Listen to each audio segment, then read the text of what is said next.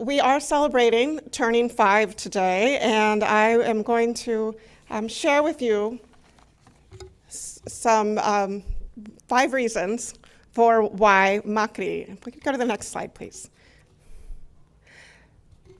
Just to give you a quick overview, the reasons are: 1, local history and demographics; 2, shifting national demographics; 3, representation and underrepresentation; 4, Latino spending power; and 5, the critical importance of seeing ourselves.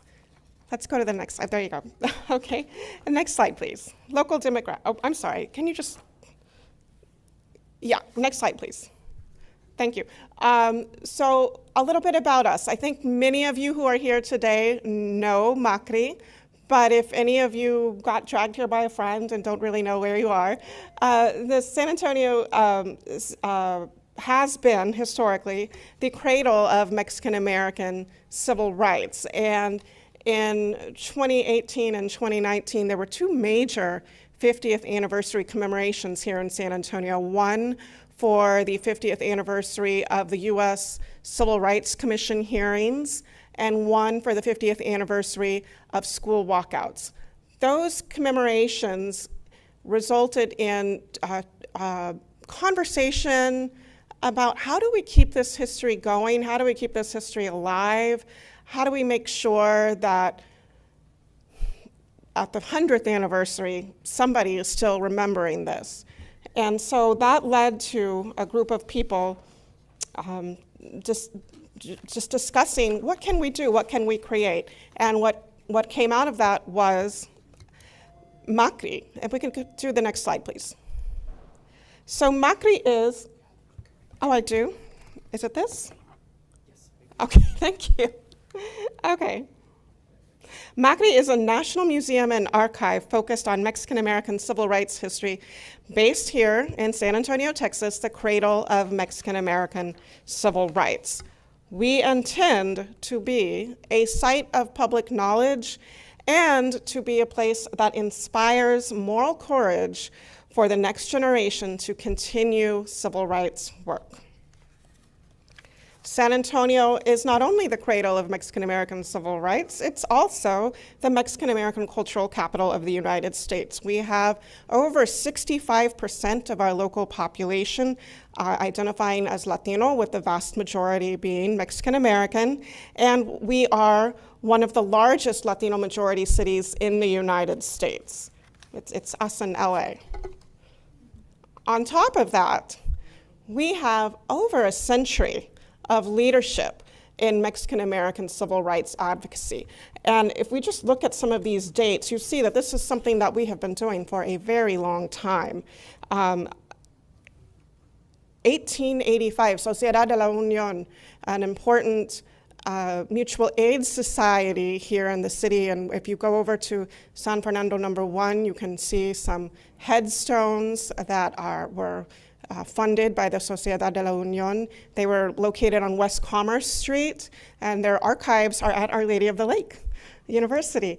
Of course, in 1913, after the start of the Mexican Revolution, and the local Mexican-American population just exploded with refugees here in the city, we got the first really significant Spanish language newspaper. There had been earlier Spanish language newspapers here in Texas, but La Prensa becomes an important space for educating the Spanish-speaking public about what's happening politically, socially, keeping everybody informed, and becomes quite a force in terms of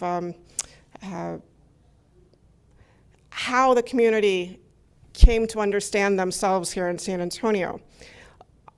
As you can see, this list is extensive, and what we start to see is organizations that are really pinpointing civil rights as the focus of their work. So in 1927, and even earlier, 1921, with the Order of Sons of America, and then 1927, Order Knights of America, these were precursors to LULAC, these organizations that were really focused on recognizing and defending people's rights.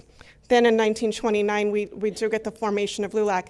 And while Corpus gets to claim being the birthplace of LULAC, where the meeting where LULAC was formed, quite a few of the people who were guiding the ideas to form LULAC, including Alonso Perales, were based here in San Antonio. And it really grew here. Over and over again, we see these types of organizations, and it doesn't stop after the 20th century. We start to see it into the late 20th century. I see Graciela Sanchez here in the audience, and I think Esperanza Peace and Justice Center is an important Mexican-American civil rights organization, recognizing the rights of particularly women and queer people of color. Similarly, organizations like the Guadalupe Cultural Arts Center instilled in our community a sense of commitment to maintaining and growing traditional cultural art forms. And I do, just as an aside, want to say this weekend is the Tejano Conjunto Festival. It starts tonight at 5:30, which means you have plenty of time to stay with us until we end at 4:30, and go and put on your dancing shoes and head over to Rosedale Park at 5:30. These organizations, of course, were led by people. And San Antonio has a long history of impressive civil rights leaders. These are just a few people here. What I am getting at is San Antonio is more than the Alamo. San Antonio is more than the Riverwalk. San Antonio has more than one story. And yet this is a story that is largely undertold, largely underknown. We are trying to change that to the extent that we can, at the speed that we can, with the small staff that we have. But for example, on our website, you can find a virtual exhibit called Chispas, which is about Mexican-American civil rights leaders from San Antonio. And these are just some snapshots of the people who are in the Chispas exhibit. But there's so many more stories we could tell. Chispas, we limited ourselves to 40 people just to make it a manageable project, but we could have kept going. So that's reason one. Reason two, shifting national demographics.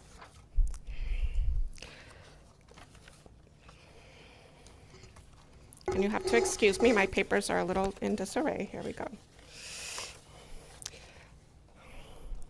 Latinos are the largest minority group in the United States, and in fact, we have been the largest minority group in the United States since 2003.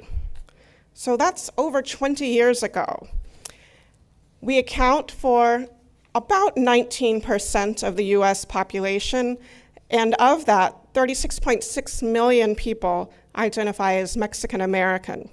So about 62% of US Latinos are Mexican American, so the largest group of Latinos. We have seen that in the demographics of people watching our virtual programs. A little less than half of the people who've watched our virtual programs are from the San Antonio area. That means over half have been from other parts of the United States. So we truly are all over the United States. And we have, I think, based on these numbers, people from across the United States have demonstrated an interest in knowing more about Mexican American civil rights history. Reason three, representation and underrepresentation. As Julian did so eloquently explained in his opening remarks, representation matters. There's a truly high cost of invisibility. Lack of representation negatively impacts self-esteem, and it allows, quite frankly, stereotypes of racial or cultural groups to flourish. It's hard to be, oops, I'm so sorry. Julian mentioned Latino representation in Hollywood, and It's better, yes, but it's still bad. This was a study that was released in 2022 from, it's called the Latinos in Media Report. You can look it up. The statistics are pretty disappointing. We spend a lot of money at the movies. We are big users of online streaming, but we don't see ourselves very much on small or large screens, unless, like Julian was saying, we're narcos, we're maids, things like that. So there's a lot to do, and you know, it does matter. Meanwhile, over in the museum world, there are over 35,000 museums and historic sites in the United States. Just in Texas, there are over 2,200, and yet across the nation, there are less than 36 Latino museums and historic sites. And when I say Latino museums, I mean museums whose mission it is to present Latino history, culture, and arts. There are only 12 Latino history museums. This is really kind of interesting to me as a museum person. The majority of museums in the United States are history museums, not art museums. I know a lot of times people associate museum with art, but in fact, the majority of museums in the United States are history museums. When it comes to Latino museums, it's actually the opposite. The majority of Latino museums are art museums. And on the one hand, our art is beautiful, and it deserves to be in museums. But on the other hand, I think the lack of Latino history museums sends a message that we don't have history, which couldn't be further from the truth. Recently, there's been a little bit of a shift at the federal level. So last year, the Institute for Museum and Library Services instituted something called the American Latino History and Culture Program, which was authorized by Congress in 2020, and it just took them a while to develop and write out what the program would be. But this is a program to provide funding for Latino museums. So it just started last year. I am very excited to tell you that MACRI is one of the initial recipients of funding from this program. Thank you.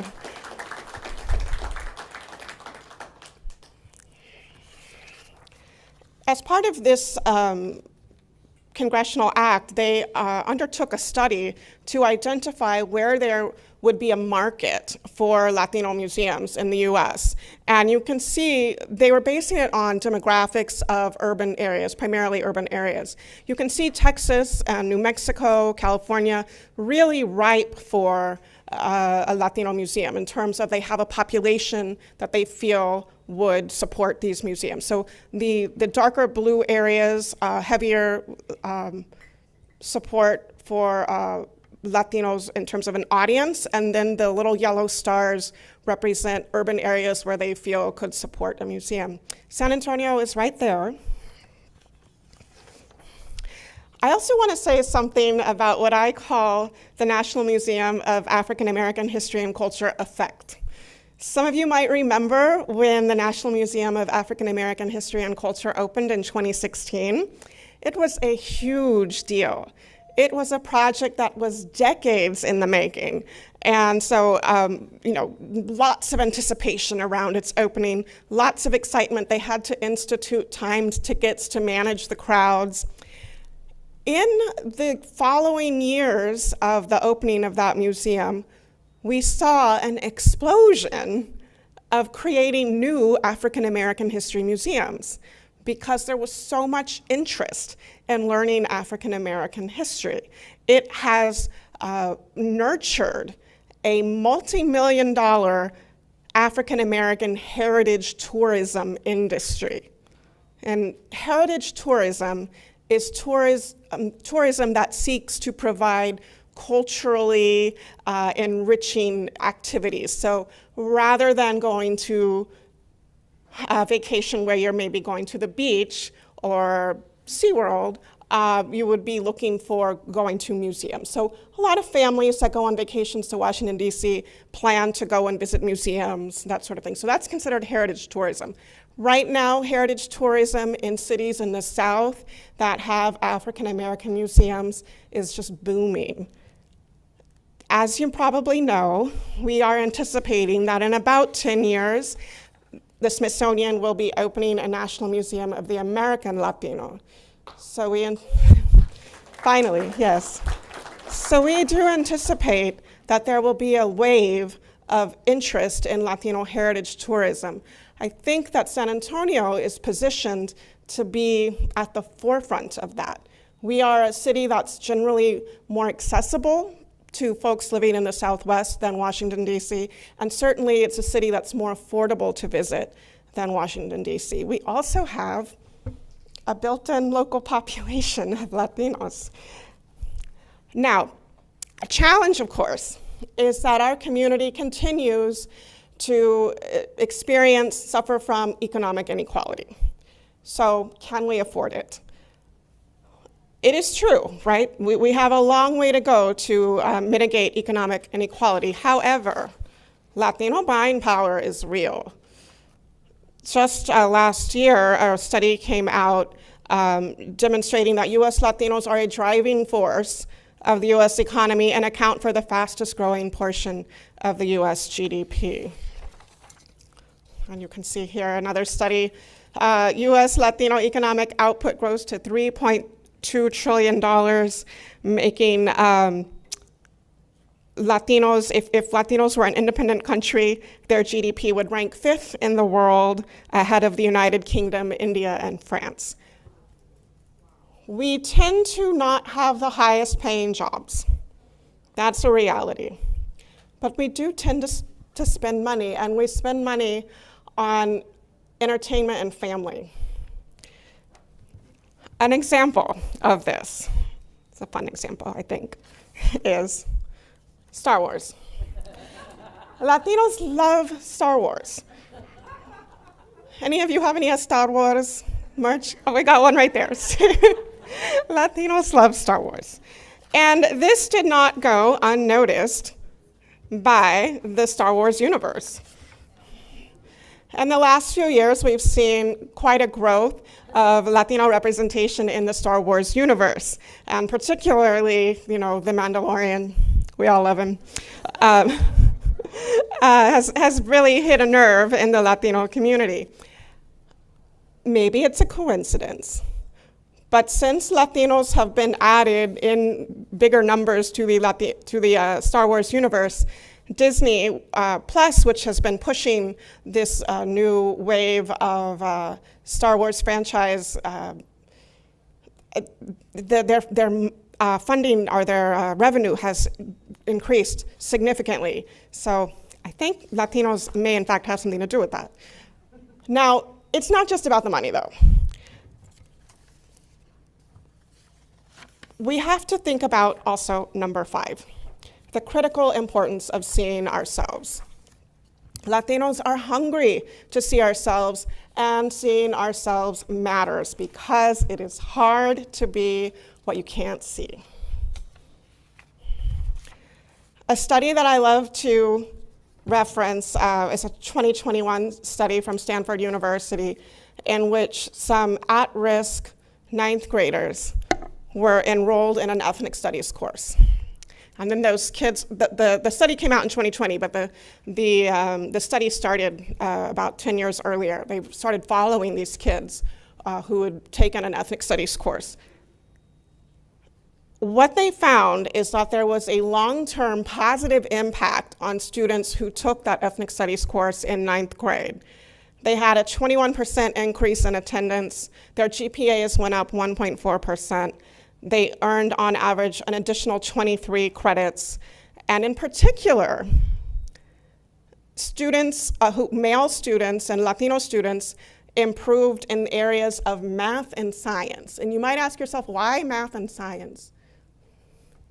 Something about taking those ethnic studies classes made them think, I can do this. I can do this, right? Because there was so little inclusion of Mexican-American civil rights history, or just Mexican-American history in general, in K through 12 education, members of the Mexican American community can just feel invisible in the classroom. They can feel like they haven't contributed to this country. And taking that ethnic studies course is a way of providing joy and validation and a sense of pride in seeing oneself. Positive representation, of course, can be helpful in increasing self-esteem, and especially in young people. MACRI finds itself in a position where we can fill knowledge gaps. You heard both from the mayor and from Julian about challenges we're experiencing right now, and we're going to hear more about it in our next panel. But across the country, we are seeing laws passed that are limiting what students can learn in the classroom, particularly around advances that we thought we had made. This pushback, or this rollback, is particularly impacting how students of color get to see themselves as contributors to the American story. It's important that people know that if earlier generations could advance democracy, so can you. That we have the potential to create a more inclusive and tolerant society, and that we can break down stigmas and stereotypes and harmful preconceptions through education. So are you convinced yet? I hope that you being here, you participating in MACRI events, says that you are interested in not only yourself learning more about Mexican American civil rights history, but that you want others to learn more about Mexican American civil rights history. We are incredibly committed to the idea that Mexican American civil rights history is for all Americans. You don't need to be Mexican American to know this. It is American history. And we do need your help, though. We have opportunities for you to get more involved. We are looking to grow the organization. And so I invite all of you to visit our website to learn more about what we're trying to do, and reach out to one of our staff people if you have any thoughts or questions. But I hope you will be with us on the next 5 years of our journey. Thank you.